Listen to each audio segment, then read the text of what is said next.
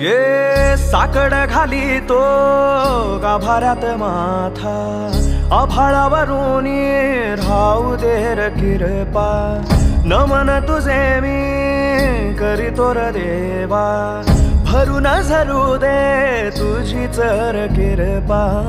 हिमतीच बीज दे पोई तुझ्या दारची, उभं राहू वादळी ना भीती कुणाची।